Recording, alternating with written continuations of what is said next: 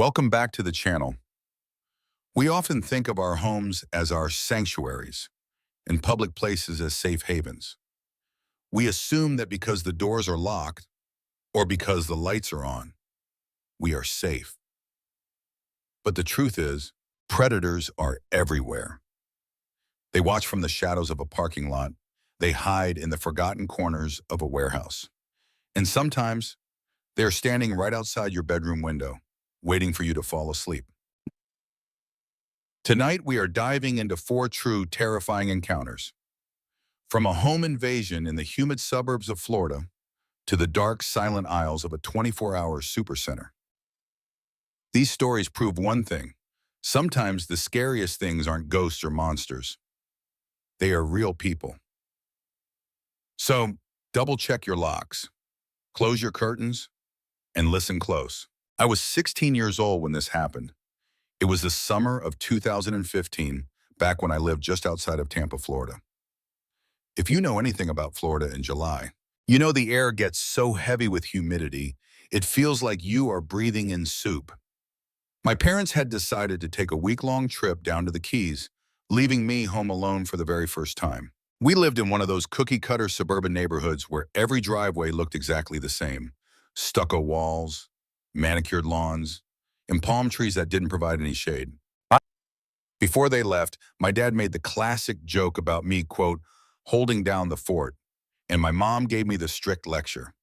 No parties, keep the doors locked. Honestly, I wasn't planning on doing anything crazy. It was just going to be me and Max. Max was my dog, but calling him a dog feels like an understatement.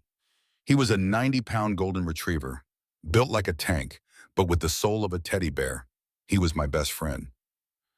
The first couple of days were uneventful. Just video games, junk food, and walking Max around the block. But the atmosphere shifted on the second night. It was around midnight. A typical Florida storm had just rolled through, leaving everything wet and dripping. I was on the couch, scrolling through Reddit, when Max suddenly lifted his head. He let out this sound, a low, guttural growl that vibrated through the floor. It wasn't a bark, it was a warning. I muted the TV. The house was dead silent, except for the hum of the AC. Then, I heard it. Tap, tap, tap. It was coming from the front door, not a knock. It sounded like someone was lightly brushing their fingernails against the wood. I froze. My brain immediately tried to rationalize it. It's just a palmetto bug, I thought, or maybe a frog hitting the screen. But Max wasn't looking at the floor. He was staring dead at the doorknob, his hackles raised, his body rigid as a board. I checked the peephole. Nothing. Just the empty porch light reflecting off the wet pavement. I double-checked every lock in the house, pulled the blinds tight, and spent the rest of the night clutching a kitchen knife on the couch. Max didn't sleep a wink. The next day, the heat was suffocating, mid-90s. I tried to shake off the paranoia, but when I went into the backyard to throw the ball for Max, I saw something that made my stomach drop. The side gate was wide open. My dad was obsessed with security. He always kept a heavy-duty padlock on that gate. When I walked over to inspect it, I saw the metal latch had been twisted, like someone had taken a crowbar to it. This wasn't the wind. Someone had been in the yard. I called my dad, but he brushed it off, saying the landscapers probably forgot to close it. He told me to just lock up and stay inside. I wish I had called the police right then. Night 3, 1 a.m. I was in the living room trying to distract myself with a movie. Max was asleep by my feet. Suddenly, scritch, scritch. This time, it wasn't the front door. It was the sliding glass door in the back. That sound, it was deliberate. It sounded like metal scratching on glass. Max exploded. He didn't just bark, he roared. I jumped up, flipped on the backyard floodlights, and for a split second, I saw him. A figure, a man in a dark hoodie and shorts, standing right against the glass, shielding his eyes to look inside. When the light hit him, he bolted. I saw him vault over the back fence like it was nothing. I called 911. The cops arrived in about 15 minutes. They patrolled the yard, found some footprints in the wet sand, but the guy was gone. The officer told me, probably just a prowler checking for unlocked doors. Keep everything locked. I couldn't sleep after that. By the fourth night, Sunday, I was a wreck. I had barricaded the sliding door with a broomstick in the track, a trick my grandpa taught me. I went to bed around 11 p.m. with an aluminum baseball bat leaning against my nightstand. Max curled up on the rug beside me. Around 3 a.m., the world exploded. Crash! The sound of shattering glass was so loud it felt like a gunshot. I bolted upright, heart hammering against my ribs. Max was already gone. He had launched himself out of the bedroom before I could even blink, barking with a ferocity I had never heard before. I grabbed the bat, my hand shaking so bad I almost dropped it, and ran into the hallway. The smell hit me first. Wet grass and stale sweat. I turned the corner into the living room and saw a nightmare. The sliding glass door was completely shattered. A man was in my living room. He was big, wearing a mask, and he was swinging a crowbar. But Max, my brave 90-pound Max, he had latched onto the guy's forearm and wasn't letting go. The intruder screamed, thrashing around trying to shake the dog off. He slammed Max against the coffee table. Hard. Max yelped, but bit down harder. "Get off me," the man screamed. Seeing him hurt my dog flipped a switch in my brain. The fear vanished, replaced by pure rage. I screamed and charged, swinging that aluminum bat with every ounce of strength I had. Crack! I hit him square into the shoulder. The guy howled in pain, finally kicked Max loose, and stumbled backward out the broken door. He scrambled over the fence, leaving a trail of blood on the patio. I didn't chase him. I dropped the bat and fell to my knees to check on Max. He was bleeding from a cut on his head and was limping, but he was alive. When the police came back, the mood was different. This wasn't a prowler anymore. It was a home invasion. They used the blood trail and the bite marks to track the guy down a few days later. Turns out he was a career criminal who had been watching the neighborhood for weeks. He knew my parents were gone. He just didn't count on the dog. Max passed away 3 years ago from old age. I buried him under the oak tree in that same backyard. To this day, whenever I hear glass break or a heavy storm rattle the windows, I'm 16 years old again, standing in the dark with a baseball bat, thanking God for the dog that saved my life.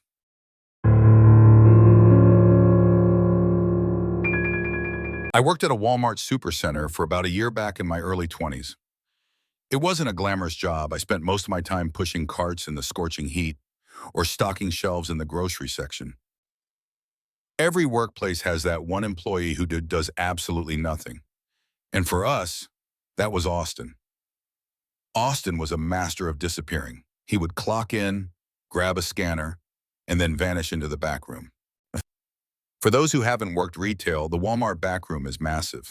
It's a maze of towering steel shelves, stacked high with pallets of dog food, electronics, and toilet paper. It's dimly lit, smells like cardboard and dust. And there are corners back there where the security cameras don't reach. Austin would build himself a little fort behind the paper towel pallets and sleep, or play on his phone for his entire shift. One Tuesday afternoon, around 2 p.m., I had to go back there to find a specific brand of detergent. I was walking down one of the long aisles in the storage area when I saw someone sitting in the far corner, tucked behind a stack of crates. All I could see were legs, blue jeans, and black sneakers. I rolled my eyes. Classic Austin, I thought. I didn't want to be a snitch, and honestly, I didn't care enough to confront him. So I grabbed the detergent and went back to the sales floor. 2 hours passed. The store got busy and I was running around like crazy. Around 4 p.m., I had to go back to the receiving area to throw some cardboard in the baler. I walked past that same corner. The legs were still there, same position. I stopped. Now I was annoyed. It's one thing to take a 15-minute break, but sitting there for 2 hours while the rest of us sweated? I walked over, ready to tell Austin to get up and help. "Yo, Austin, management is looking for you," I lied, trying to scare him. The figure moved, slowly, bitch phone. The person stood up, unfolding from the crouched position. It wasn't Austin. It was a man I had never seen before. He looked rough, dirty clothes, matted hair, and eyes that looked wildly around the room, like a trapped animal. He wasn't wearing a Walmart vest. He wasn't wearing a badge. He was holding a screwdriver in his hand. My heart stopped. We were in the deepest part of the back room. No customers were allowed back here. It was just me and him. He looked at me, then looked at the screwdriver, then back at me. "You're not supposed to be here," I stammered, my voice cracking. He didn't say a word. He just turned and walked briskly further into the warehouse, disappearing behind a row of bicycles. I didn't chase him. I turned around and speed walked back to the double doors, bursting onto the sales floor. I found my manager and told him there was a transient guy hiding in the back with a weapon. We called the police. When the cops did a sweep, they found a little camp set up behind the pallets. Food wrappers, empty bottles, and a sleeping bag. The guy had been living back there for who knows how long. And the scariest part? They found their emergency fire exit door in the back, propped open with a piece of wood. Later, I found out it was Austin who had propped the door open so he could sneak out for cigarette breaks without triggering the alarm. He had basically invited a stranger into our secure area. Austin got fired. The guy got arrested for trespassing. And me? I never went into the back room alone, ever again.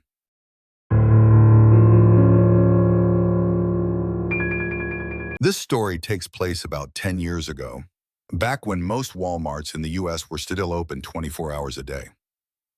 I've always been a bit of an insomniac, so I loved late-night shopping. There's something peaceful about a supercenter at 1 a.m. The quiet hum of the refrigerators, the polished floors reflecting the fluorescent lights, and the fact that there are usually zero people around. It was a Tuesday night, or I guess Wednesday morning. I drove to the store to grab some groceries. The parking lot was desolate, just a vast ocean of asphalt with a few employee cars huddled near the entrance. I parked pretty far back, habit I guess, to avoid door dings, about 50 yards from the entrance. I was in the cereal aisle when my phone rang. It was a blocked number. I usually don't answer those, but it was late, and I worried it might be an emergency with my family. "Hello?" I said. Silence. But not total silence. I could hear breathing, slow, rhythmic breathing. And in the background, a faint beeping sound, like a scanner. "Who is this?" I asked. Click. They hung up.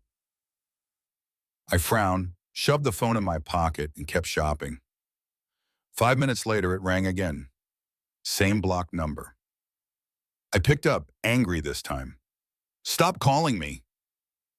Silence. Breathing. And that same faint electronic beep in the background. It sounded oddly familiar, but I couldn't place it. I hung up and decided to wrap it up. The vibe was off. The store suddenly felt too big, too empty. I checked out at the self-checkout, grabbed my bags, and headed for the exit. The automatic doors slid open, and I stepped out into the humid night air. A thick fog had rolled in, making the streetlights look hazy. I started walking toward my car. The parking lot was silent, except for the distant sound of the highway. As I got closer to my vehicle, a silver sedan, I stopped dead in my tracks. There was a man leaning against my car. He was wearing a dark gray hoodie with the hood pulled up and dark jeans. He was leaning against the driver's side door, his back to me, looking out toward the empty road. My heart started racing. Maybe he thought it was his car. Maybe he was waiting for a ride. I stood there about 20 feet away, hidden in the shadow of a cart return stall. I didn't know what to do. Then, my phone rang. The sound echoed loudly in the empty parking lot. I watched the man by my car. He didn't turn around. Instead, he reached into his pocket and pulled out a phone. He held it up to his ear. My blood ran cold. The person on the phone was the man standing at my car. I answered the phone, my voice shaking. Are you standing at my car? The man slowly turned around. Even though it was pitch black, he was wearing sunglasses. He smiled, a wide, unnatural grin. He didn't say a word. He just lowered the phone and took a step toward me. I dropped my grocery bags. I didn't care about the milk or the eggs. I spun around and sprinted back toward the store entrance. I heard his footsteps behind me, heavy boots hitting the pavement. Thud, thud, thud. He was chasing me. I burst through the sliding doors, screaming for the greeter, but the vestibule was empty. I ran straight to the customer service desk where a night manager was counting till drawers. "There's a guy chasing me," I yelled. The manager looked up, startled. I pointed at the doors. Through the glass, we saw the man in the hoodie standing on the sidewalk. He stared at us for a moment, then casually turned around and walked away into the darkness. We called the cops, but by the time they arrived, he was gone. I have no idea how he got my number. Did he hack my phone? Was he watching me inside the store? That beeping sound I heard, I realized later it was the sound of the checkout scanners. He had been inside the store with me the whole time, watching me, calling me, and then he went outside to wait by my car. I never shop late at night anymore.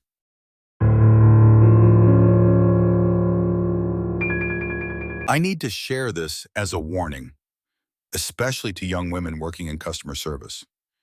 Being nice is part of the job, but sometimes being nice can put a target on your back. 10 years ago, I was 20, working as a cashier at Walmart during my summer break from college. I was naive. I thought everyone was generally good. One evening, a guy came through my line. He looked normal, maybe late 20s, clean cut, polite. He was buying a few household items. As I was scanning his stuff, he smiled and said, "You have really beautiful eyes." I blushed and said, "Thank you, just autopilot customer service." Then he asked, "Do you have Instagram? I'd love to get to know you." In that moment, I felt awkward.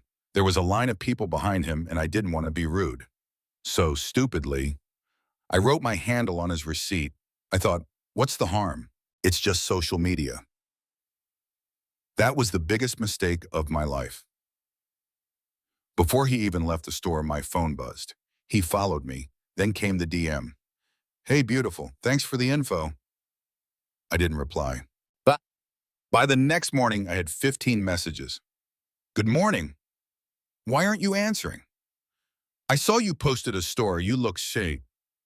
Do you need a friend?" It was creepy, so I blocked him. An hour later, a new account with no profile picture messaged me. "Why did you block me? I just want to talk." I blocked that one too. Then he started messaging my friends, asking them where I was, who I was dating, and what my schedule was. My friends were freaked out. A week later, I was back at work, scanning items, trying to forget about it. I looked up toward the front of the store, near the exit doors, where we have these wooden benches. He was there. He wasn't shopping. He was just sitting on the bench, staring directly at my register. He wasn't looking at his phone. He was watching me. I felt sick. I signaled for my manager, Code Spark, or whatever we used back then, for help. My manager, a big guy named Dave, walked over to him. I watched them talk. The guy stood up, looked at me one last time with pure anger in his eyes, and walked out the door. Manager Dave told me, "I told him to leave, but be careful walking to your car tonight." My shift ended at 10 p.m. I asked a security guard to walk me out, but he was busy with a shoplifter. I just wanted to go home, so I gripped my keys between my knuckles, the Wolverine style every girl knows, and walked fast. My car was parked under a light. I unlocked it from a distance. As I reached for the handle, a hand grabbed my shoulder. I screamed and spun around. It was him. "Why do you think you can ignore me?" he hissed. His face was twisted, not polite anymore. I didn't think. I swung my keys at his face and scrambled into the driver's seat. He grabbed the door before I could close it. We were in a tug-of-war with the car door. He was strong, pulling it open while I was trying to pull it shut. "Let go!" I screamed. I managed to kick him in the shin. He flinched, letting go for a split second. I slammed the door and locked it. Bam! Bam! He started pounding on the window with his fist. "Get out! Talk to me!" I jammed the key in the ignition, threw the car in reverse, and peeled out of there. I drove straight to the police station. Because of the messages and the physical assault, they were able to arrest him at his house the next day. Walmart officially trespassed him, meaning he is banned for life from all properties. I quit that job 2 days later. I deleted my Instagram and I moved to a different city. So please, if a customer asks for your number or your social media, just lie. Say you don't have one. It's not worth the risk. Those were 4 true horror stories that will make you think twice about being alone. I want to know, which story unsettled you the most? Was it the intruder in the back room or the man waiting by the car? Let me know in the comments down below. If you have a personal scary experience that you want to share, you can send it to the email in the description. I read every single one. And if you enjoyed this video, please consider hitting the like button and subscribing. It really helps the channel grow and allows me to bring you more content like this. Thank you for watching. Stay safe out there. And remember, when you look out into the dark, make sure nothing is looking back. Good night.